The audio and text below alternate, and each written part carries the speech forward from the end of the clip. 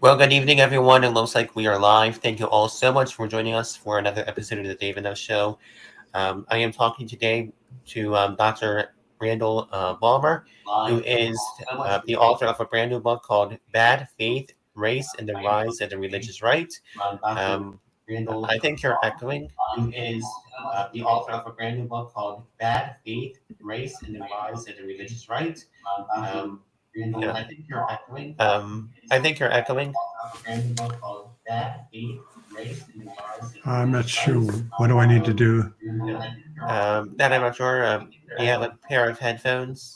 I have to what? Do you have a pair of headphones or anything like that? That I'm not sure. No, I've never had this Do you have a before. pair So of headphones? Okay. Do you have anyone listening and also having a problem with that? yeah, let me see if I can do that. Okay, I've never had this before. So okay, sure. Anyone listening and also having a problem with that? Yeah, let me see if I can do that.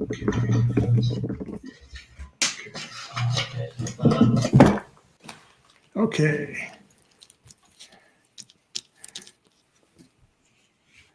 All right, Okay. let's try that. How's that? That is a lot better. Sorry about that.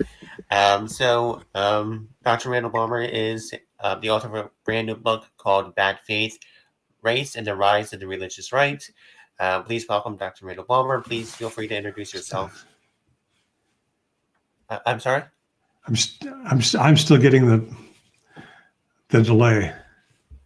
Let's see here. That is weird.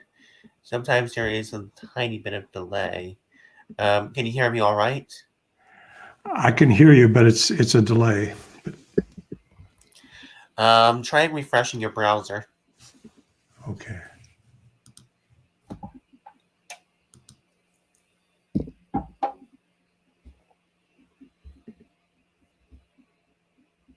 Sorry for the technical issues.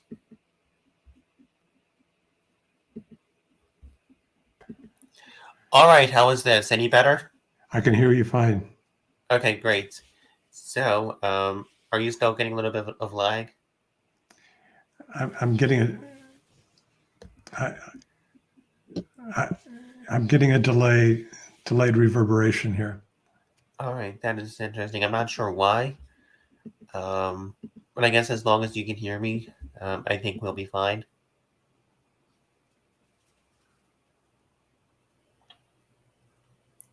So Dr. Randall Balmer, please feel free to introduce yourself.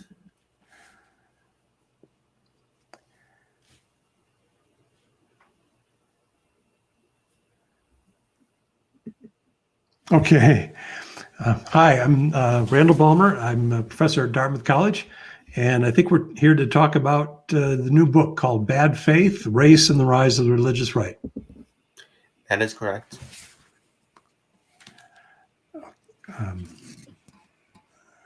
So feel free to introduce yourself. There is a conventional wisdom in American politics that goes kind of like this, that after Roe v. Wade was decided, there was an outcry from the religious right and from the evangelicals, and they united together to overturn Roe v. Wade and gathered together to vote to end a pretty unanimous block almost. You argue in this book that narrative is completely wrong. So tell us about the real story about the rise of the religious right. All right. I'm not sure I heard entirely the whole question, but I think I understand what you're getting at here. What I set out to do in writing this book is to destroy what I call the abortion myth, which is the fiction that the religious right emerged in direct response to the Roe v. Wade decision of January 22nd, 1973. And once I got into this issue, I found there's a great deal of evidence that shows that this is not true. This is what I call the abortion myth. I'll give you some examples. In 1968, that's obviously before the Roe v. Wade decision, the flagship magazine of evangelicalism, that is Christianity Today magazine, together with another evangelical group called the Christian Medical Society met over several days. They convened this conference, inviting the heavyweight theologians of the evangelical world to come and discuss the morality of abortion. And they did so over several days. At the end of that gathering, they issued a statement saying, we really can't decide that abortion is a moral issue, but we think it should be allowed. Again, that's before the Roe v. Wade decision. 1971, the Southern Baptist Convention, now exactly known as a precinct of liberalism, passed a resolution at their meeting in St. Louis, Missouri, calling for the legalization of abortion, which they reaffirmed in 1974 and again in 1976. That, of course, is after the Roe v. Wade decision. When the decision was handed down, several prominent evangelicals, including W.A. Criswell, pastor of First Baptist Church in Dallas, Texas, who had been the president of the Southern Baptist Convention, issued a statement applauding the Roe v. Wade decision.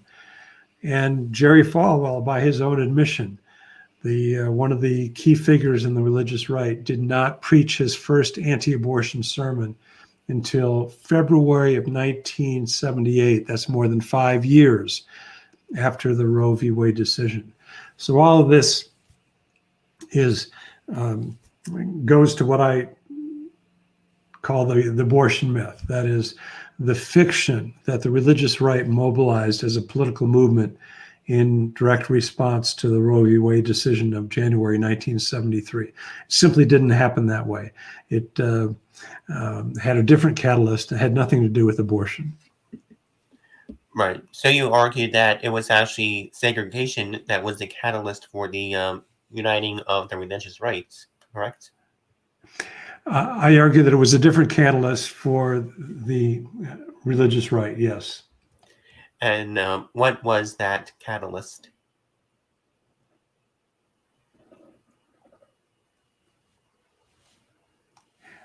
So I think the catalyst was something very different. It was a court decision, but it was a lower court decision in the district court for the District of Columbia. And let me go back and try to set the context here. Part of the context, of course, is the Brown v. Board of Education decision from the Supreme Court that was handed down on May 17th, 1954, that called for the desegregation of public education with all deliberate speed, to use the language of the Supreme Court. The second precedent, of course, would be the Civil Rights Act of 1964. And what happened is that as these public school districts began to desegregate under the court order, several places there was resistance to this, and nowhere more so than in Holmes County, Mississippi. And what was happening in the Holmes County, Mississippi is that in the first year of desegregation, the number of white students in the public schools dropped from over 700 to 28. The second year of desegregation, in Holmes County, Mississippi, the number of white students in the public schools dropped to 0. And at the same time, several so-called segregation academies, that is whites-only schools, church-sponsored, applied to the Internal Revenue Service for tax-exempt status.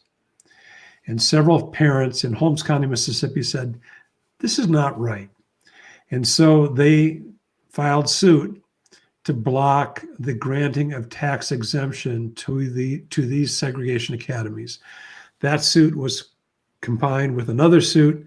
It went through the court system and finally reached the district court for the District of Columbia.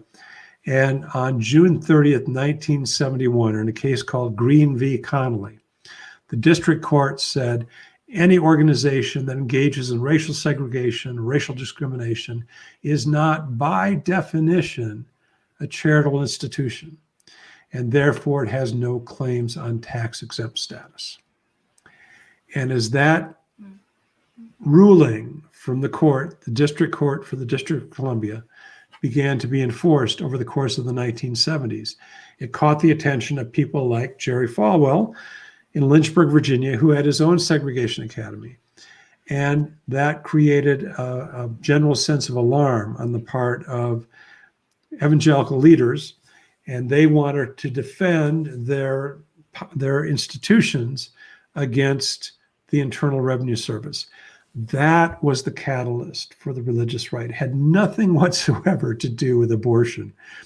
Abortion came into the question later in the 1970s, had nothing to do with the opposition to abortion in the early years of the religious right. All right. So, how did these segregation academies try and get around the IRS? Because we have many of these segregation academies still around, and if you look at the trends, many of them are still like 99% white, with maybe like 5 or 6 non-white students. Have they tried to get around that ruling, and do you think they're still trying to get around that ruling? Yeah, what they did was first of all, Jerry Falwell and others organized in order to resist the Internal Revenue Service trying to enforce the provisions of the Green v. Connally decision.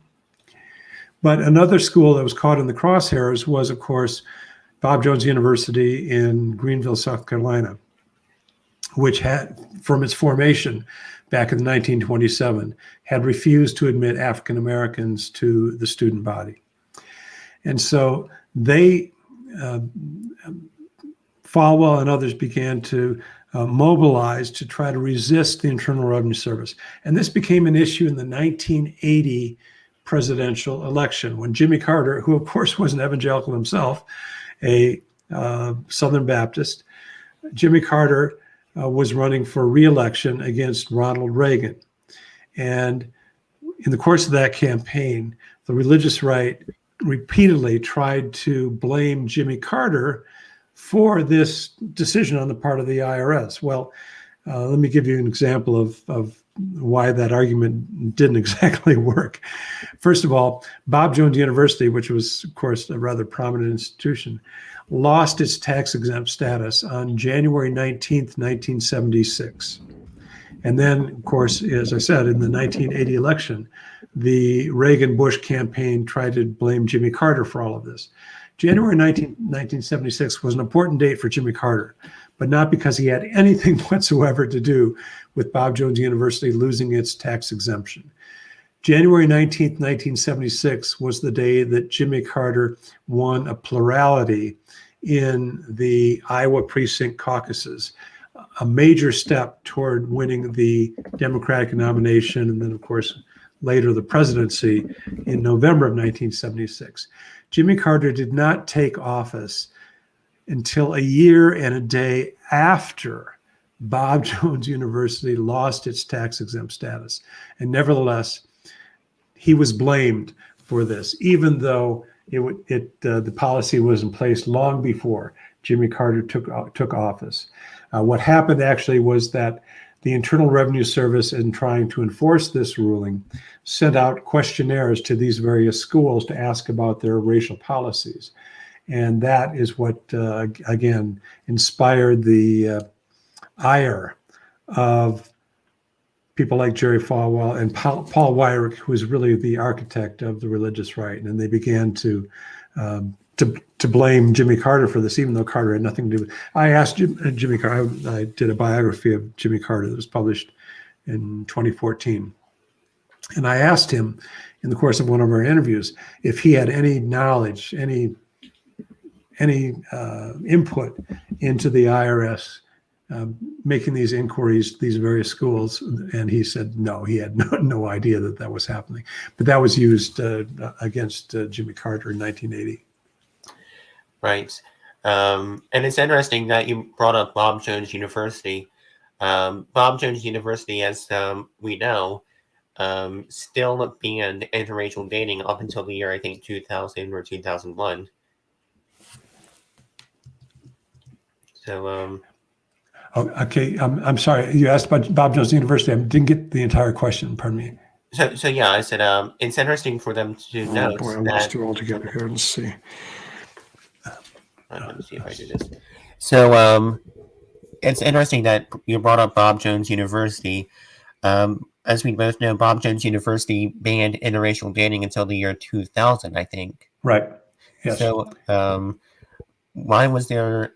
What eventually caused them to lift the ban?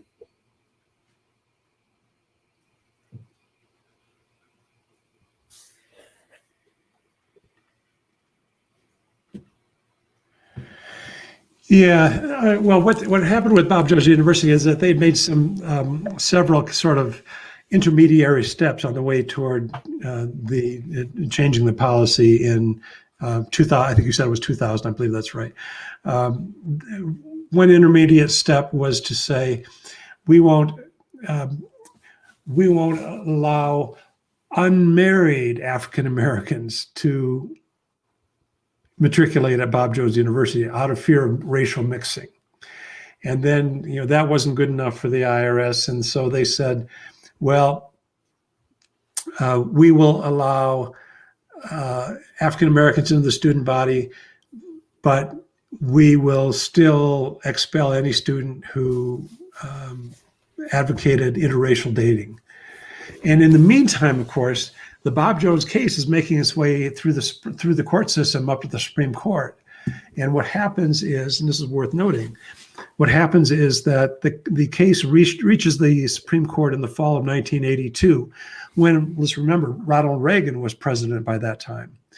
And initially, the Reagan administration said that they would argue before the Supreme Court on behalf of Bob Jones University, arguing that Bob Jones could keep both its tax exemption as well as its racial policies. The public outcry was so great that the Reagan administration backed away from that. And so as the case was being heard before the Supreme Court, somebody else came in and argued before the Supreme Court that on behalf of Bob Jones University. And then, of course, the ruling was handed down in May of 1983. And I think this is significant, and I want to put this out there for your listeners. It was an 8-1 decision against Bob Jones University. And the sole dissenter was Associate Justice William Rehnquist. And that was the man Ronald Reagan elevated to Chief Justice of the Supreme Court a couple of years later. So the Bob Jones University case had a single dissenter, William Rehnquist, and that was the man Ronald Reagan elevated to Chief Justice of the U.S. Supreme Court. Right. So you would say, of course, that this would be a little bit of a dog whistle from Ronald Reagan. I'm sorry, you're going to have to ask that again. So when you say that his appointment was a dog whistle, so to speak? Yeah, I think it was. I think Reagan used a lot of dog whistles actually throughout his political career. And this is one of the things that, frankly, I didn't fully appreciate until I sat down and did the research and wrote the book.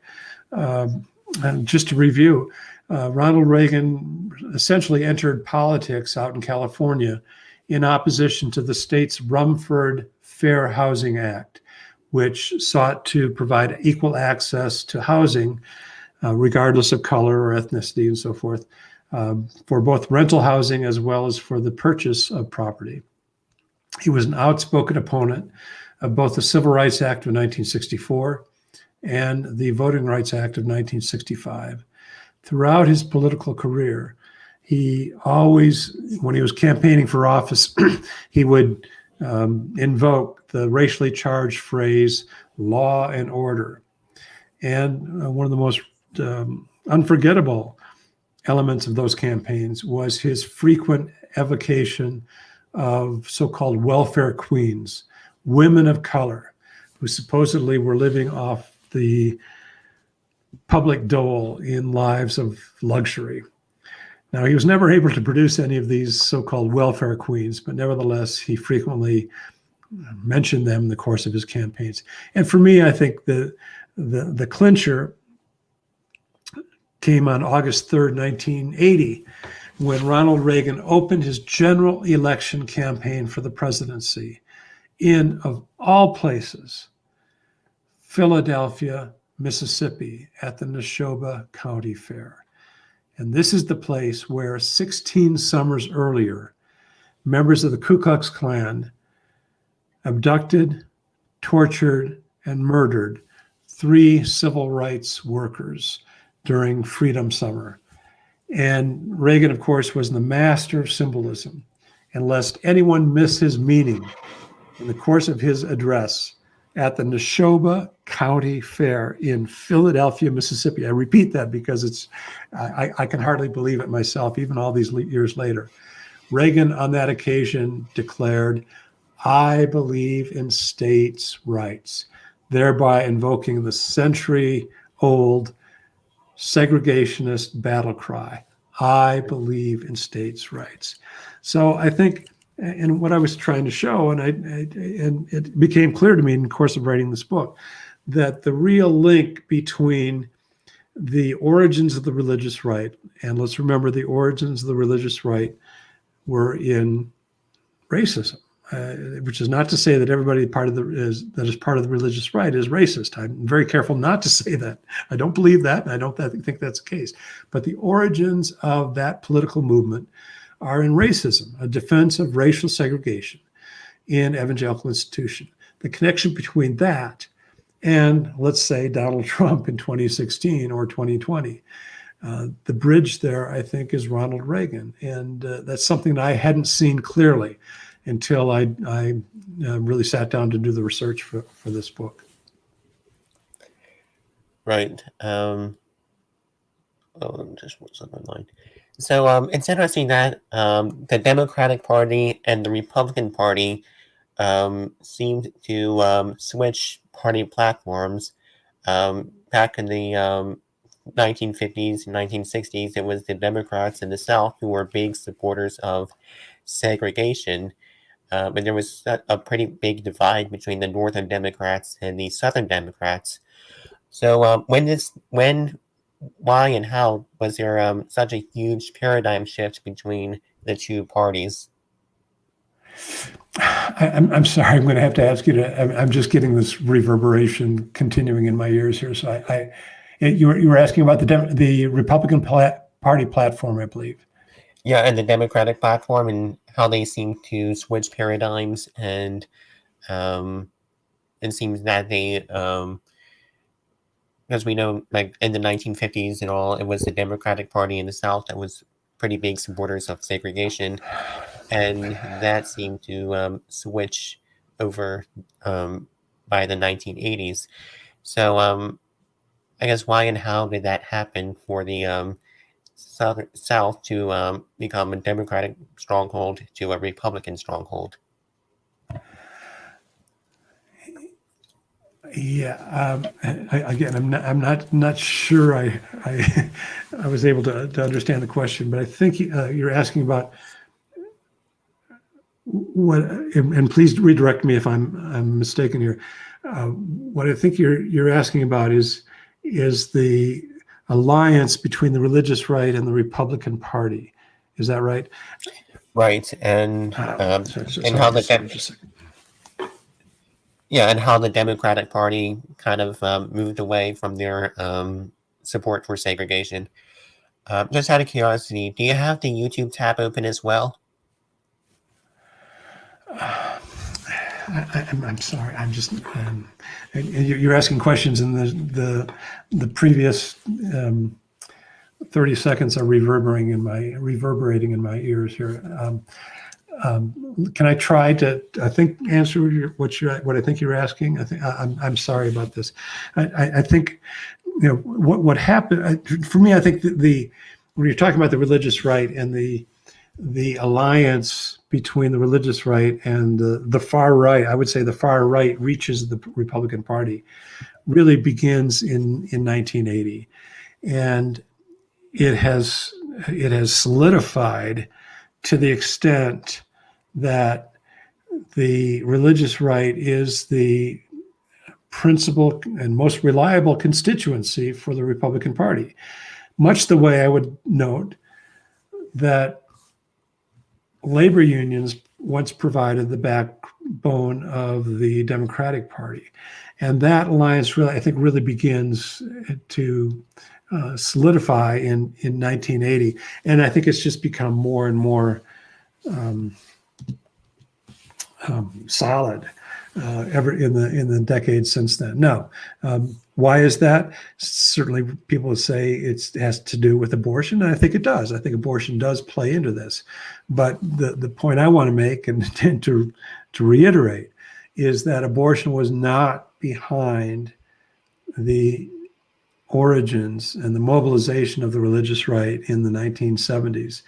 And further evidence of that, even as late as August of 1980, when Ronald Reagan addresses this huge gathering at Reunion Arena in Dallas, Texas.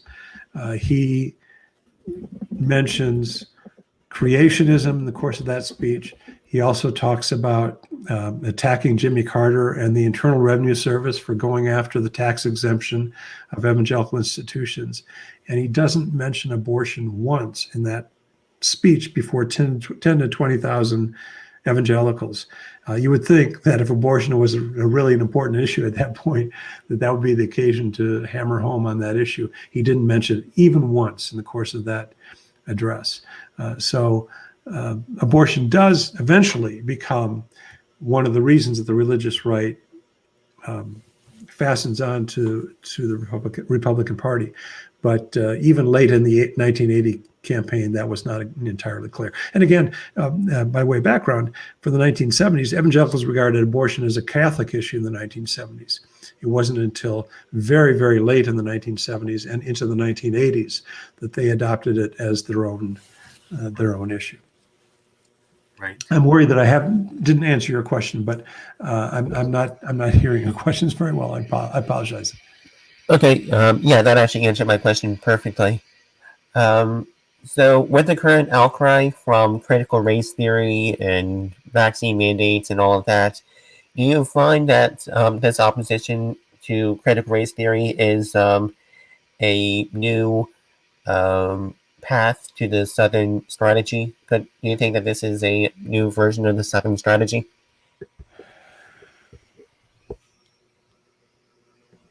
Okay. Critical race theory, right? Is that what you're asking? Yeah.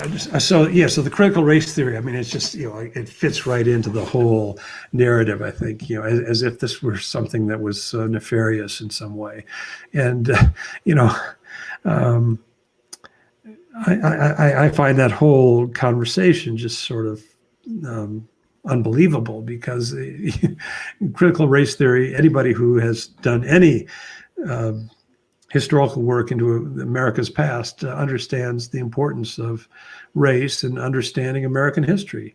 That is to say, there have been systemic attempts on the part of many Americans to and the government, as well as religious institutions, to keep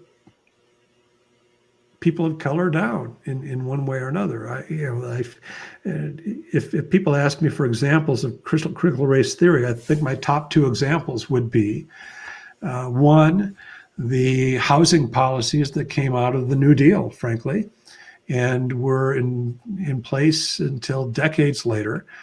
So-called process of redlining that excluded people of color, particularly African Americans, from certain neighborhoods. Banks and real estate people cooperated in this, refusing to write mortgages for African Americans in certain neighborhoods. The second example I would cite, frankly, would be the origins of the Southern Baptist Convention back in 1845. That would be a wonderful example of critical race theory. The institutional effect of excluding African Americans from religious life in the Southern Baptist Convention. So yeah, the critical race theory, I think, fits really nicely. And my own analysis of the 2016 election. Let's remember, you had 81% of white evangelicals, and the modifier white here is very important. White evangelicals who supported Donald Trump. And this is the movement that claims to be about family values. This has been one of the mantras of the religious right since the 1980 campaign. Well, I'm sorry, you simply can't make that argument and say that my candidate is Donald Trump. There's no amount of rhetorical jujitsu that would allow you to make that claim. And so that forced me to look more carefully at what it was that may have attracted evangelicals to Donald Trump. And frankly, that brought me back to the origins of the religious right in the 1970s. Again, a movement that grew out of a defense of racial segregation. To put it plainly, racism. Again, which is not to say that all people aligned with the religious right are racist. I'm very careful not to say that. But that to me is the evidence that this is a movement that in 2016 circled back to the charter principle behind its formation. And then, of course, we have to look at Donald Trump himself. And I'm very careful not to say that people are racist because that's a kind of internal determination. But I think you also have to look at that person's rhetoric and in the case of Donald Trump, his policies. And I think, frankly, it's pretty hard to escape the conclusion that at least racist sentiments do not figure into his rhetoric or his policies. Right. All right, so I got a question here from Creo, and I'm not quite sure I understand the question, but he says, have you heard about other conspiracy theories similar to what Republicans have now, similar to QAnon, Pizzagate, etc. in the past? Am I aware of them? Yeah, sure, I'm aware of them. Yeah, I don't have any intimate knowledge of them, but yeah, it's this whole conspiracy stuff is I find it very frightening, and I say that certainly as a person of faith, but I say that as a historian, and as somebody who cares about the future of the country. This conspiracy stuff, I think, is out of control, and it's being fueled by certain media outlets that I think are being very irresponsible. And I guess the question for me, for evangelicals, which is the world that I know best and have studied all my life, I come out of this tradition myself. The question for me is what is the attraction of this sort of thing? And there's something, I think, about a kind of rhetoric of victimization that is very, very strong, certainly within American culture generally. But evangelicals, I think, have kind of gravitated to that over the last 40 years or so, in the sense that we're under attack, our values are being imperiled in some way by what's happening in the larger society. And I contest that. I don't think that's the case, but it's a very strong sentiment. And I think, frankly, that's part of the reason that evangelicals were drawn to Donald Trump. Donald Trump speaks the rhetoric of victimization very, very well. He's very good at it. It's always about him, of course. He's the victim. But I think evangelicals in some way identify with that sort of rhetoric of victimization. And they run with it. Right. So, yeah, with that, I think we're going to start wrapping some things up. We've been going for about 35 minutes now. Everyone go to Amazon and buy his book, Bad Faith, Race and the Rise of the Religious Right. Dr. Balmer, do you have any concluding remarks? Thank you. You were prompting me to do something. I'm not sure, but I appreciate your mentioning the book. It's called Bad Faith, The Race and the Rise of the Religious Right. And I'm not sure that I have anything more to say other than to say thank you for this opportunity. Sure, absolutely. And I really want to thank you for coming on And I really appreciate your time, and I am looking forward to reading your book. And everyone, go to Amazon and buy his book right now. Okay. Thank you very much. All right. With that, if you like what I'm doing, please subscribe and hit that bell notification down below, and hit that like button and leave a comment, so you can be notified when I go live. And if you want to support me and donate to me, you can become a Patreon at patreon.com/DavidNeff, or you can make a one-time donation via PayPal, GoFundMe, or by Venmo. So with that, we will be back in probably about half an hour or so, talking about gain of function research with Dr. Pollock. So please stay tuned, and we will be back in just a couple of minutes. We are out. Bye bye, everyone. And probably about half an hour or so.